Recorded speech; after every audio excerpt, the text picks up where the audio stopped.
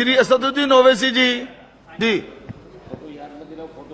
बहुत शुक्रिया सर, आपने मुझे आज एक तारीखी बहस पर बोलने का मौका दिया। मोहतरम जनाब, इस ऐवान के 75 साल के पार्लिमानी सफर की तकमील पर हम बहस कर रहे हैं। मैं सबसे पहले अपनी जानिब से खराज अकीदत पेश करना चाहूंगा मौलाना हिफ्जुर रहमान साहब को, जो पहली और दूसरी पार्लियामेंट के मेंबर थे, मेरे कायद सालार मिल्लत सलाहुद्दीन ओवैसी को, सुलेमान सेठ साहब को और मौलाना बनात वाला साहब को। जनाब मोहतरम, इस ऐवान की नाकामियों का भी जिक्र हमको करना जरूरी है। 75 साल का तारीखी सफर इस ऐवान ने मुकम्मल किया। ये ऐवान एक इमारत नहीं है मेरी नजर में, ये ऐवान इस वतन अजीज का एक दिल है, जो बाहर जो गरीब और मजलूम अवाम की तकलीफ को महसूस करे, इसीलिए मैं इसको दिल कहता हूं। मैं आपके सामने 15 मिसालें पेश करूंगा जहां पर इस ऐवान ने अपनी नाकामी का सबूत पेश किया। एक उस वक्त जब दिल्ली की सड़कों पर सिखों की नस्लकशी की जा रही थी। एक उस वक्त जब 6 दिसंबर को बाबरी मस्जिद की शहादत हुई। आ रहा हूं भागलपुर, जिसमें रेशम के कारोबार को खत्म किया गया, मुसलमानों को दफना दिया और वहां पर फूल गोभी उगना शुरू हो गई।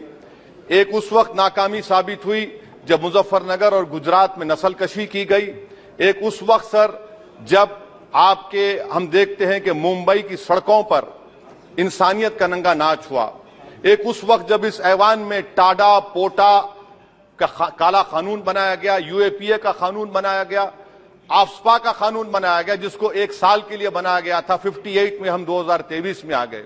एक उस वक्त नाकामी साबित हुई जनाब, जब हम देख रहे हैं कि आज ये जो दिल है, भारत का दिल है, हिंदुस्तान का, इंडिया का दिल है, आज गरीबों में, मजलूमों में, मुसलमानों में, कश्मीर की अवाम में, दलितों में, आदिवासियों में इस ऐवान की मोहब्बत और एतमाद खत्म हो रहा है, कम हो रहा है। इसीलिए जनता सड़कों पर आकर एहतजाज कर रही है, क्योंकि उनको लग रहा है कि ये इमारत बन चुकी है, हमारा दिल नहीं है। चाहे CAA का प्रोटेस्ट हो, चाहे किसानों का प्रोटेस्ट हो, चाहे शेड्यूल कास्ट के रिजर्वेशन का मसला हो।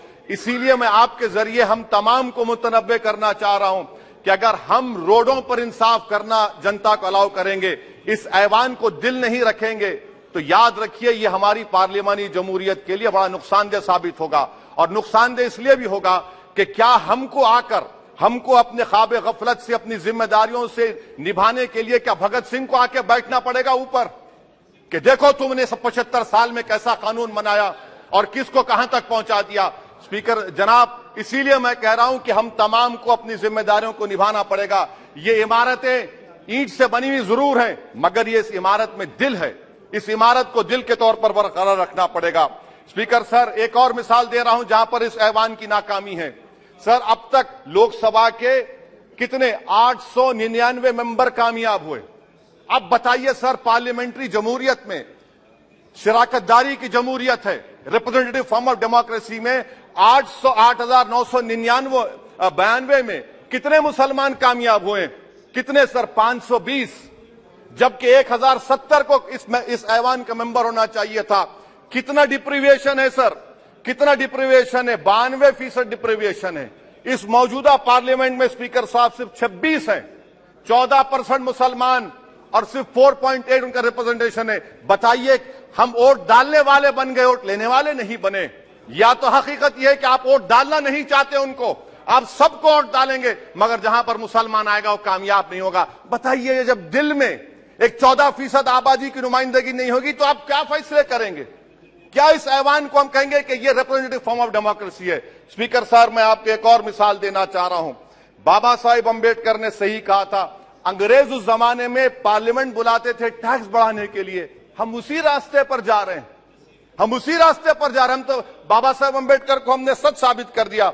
स्पीकर सर, आखिरी में मैं आपको बताना चाहूंगा कि आज आप देखिए कि चाणक्य ने क्या कहा था। चाणक्य ने सही कहा था। चाणक्य ने सही कहा था कि जब राज चलाने वाले व्यापारी हो जाएंगे तो उस राज के लोग भिखारी हो जाएंगे।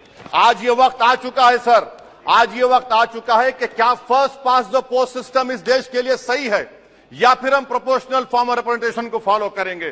First pass the post system, जिसके पास एक मजहब का वोट होगा, जिसके पास दौलत होगी वही इस ऐवान में आ रहा है। इसीलिए हम कह रहे हैं कि आप इस जमहूरियत की नाक, कहीं ये जमहूरियत कमजोर ना हो जाए, मुझे इस बात का डर है। सर आखिर में मैं खत्म करने से पहले एक बहुत बड़े शायर ने कहा था, उस पर खत्म करना चाहूंगा कि अभी चिराग सरे राह को कुछ खबर ही नहीं, अभी चिराग सरे राह को कुछ खबर ही नहीं, अभी गिरानी शब में कमी नहीं आई, अभी गिरानी शब में कमी नहीं आई, निजात दीदे दिल की घड़ी नहीं आई, चले चलो कि मंजिल अभी नहीं आई। स्पीकर साहब, आखिर में याद रखिए एक बात को मैं सबसे कह रहा हूं कि पिच बदलने से गेम नहीं बदलता, गेम को बदलना पड़ेगा। आप पिच बदल रहे हैं, वरना याद रखिए जब तक हम अपने जमहूरी उसूलों पर, रूल ऑफ लॉ पर, संविधान पर अटूट अमल नहीं करेंगे, वरना याद रखिए कहीं नई इमारत भी हिटलर की राइक्सटैग की इमारत ना साबित हो जाए। बहुत बहुत शुक्रिया सर।